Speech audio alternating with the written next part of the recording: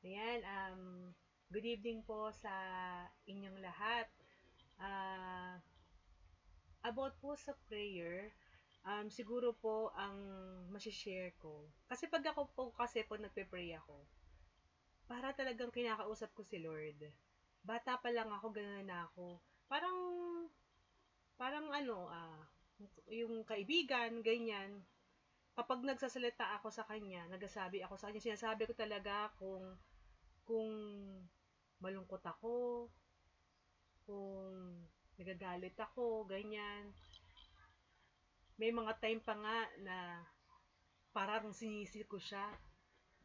Pero pagkatapos naman nun, eh, humihingi rin ako ng tawad sa kanya. Parang ang kaibigan, ganun. Ganun ako sa kanya mag-pray or magsabi ng mga hinaing ko. One time po, 2021, nung po kami nagkasakit po ni Brother Jason, nung po yung kasagsagan po ng COVID. Nung pong time na yon, um, takot na takot po talaga ako kasi si Brother Jason, parang matindi yung tama sa kanya nung COVID nung time na yon. Yung to the point na hindi na talaga yata siya, parang di na siya humihinga, parang feeling ko ganun. Ang bababa na ng kanyang um, yung kanyang oxygen level. Tapos parang lagi lang siya nakahiga, ayaw niya nang kumain. Tapos pag umiinom pa siya ng gamot, ano pa, yung lahat niluluwa niya rin. Ganun siya.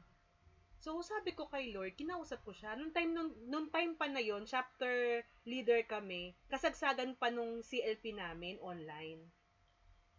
So, alam ko, kailangan kami ng grupo nung time na yon. Eh, talagang mahina siya. 2 weeks na siyang nilalagnat ng mga time na yun eh. Tapos sabi ko kay Lord, kinausap ko si Lord.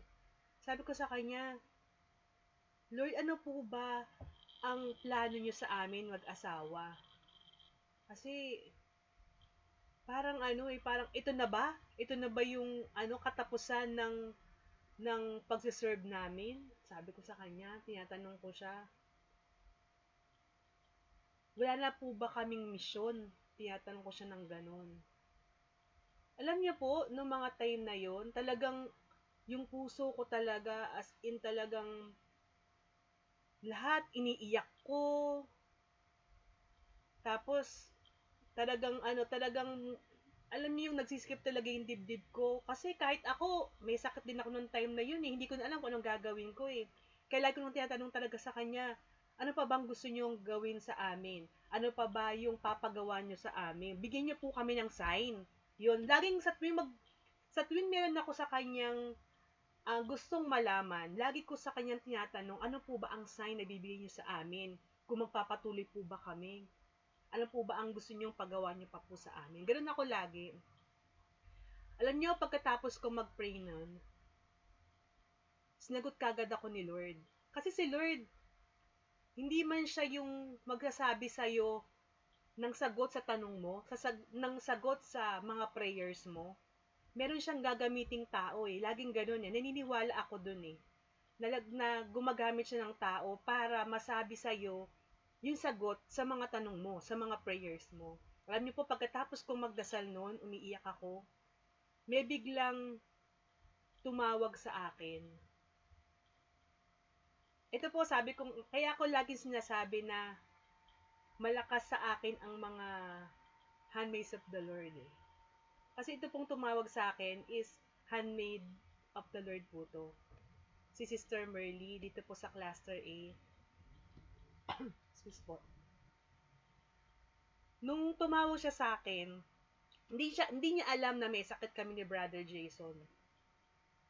Hindi niya alam na nahihirapan kami. Kaya nung tumawag siya sa akin, sabi niya, "Hello sis," masaya pa siya. Sabi niya, "Hello sis, good evening.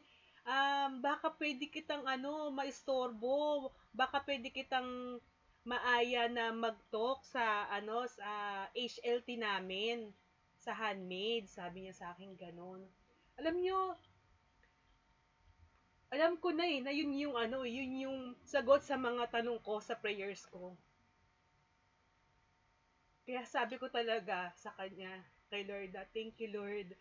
Kahit, kaya nung time na yun talagang sabi ko, ito na yung sagot mo sa akin. Alam kong ito na yung sagot mo sa amin. Kasi yung time na sinasabi niya sa akin na magtutok ako, yun yung tapos ng quarantine period namin. So, ibig sabihin, sa 14 days yon yung quarantine period, alam ko na sa time na yon ay magaling na kami kasi gagamitin kami ulit ni Lord. Amen po, di ba? Kaya sabi ko, ito na yon. Ibig sabihin, ang sagot sa akin ni Lord, may mission pa kayo. Kailangan nyo magpalakas, kailangan nyo magpagaling. Kaya naniniwala talaga po ako na anumang problema, kung masaya ka, malungkot ka, meron ka mga katanungan, ang laging sagot po is panalangin. Mag-pray lang po tayo mga kapatid. Tawagin natin siya kasi ang lahat ng sagot ay makukuha rin po natin sa Kanya. Huwag po tayong magkulang na kausapin siya at manalangin sa Panginoon. At hindi po niya tayo pababayaan at hindi niya po tayo bibiguin. Sasabihin niya sa atin kung ano yung tama natin gawin. Ayun po, and for that po, may God be praised.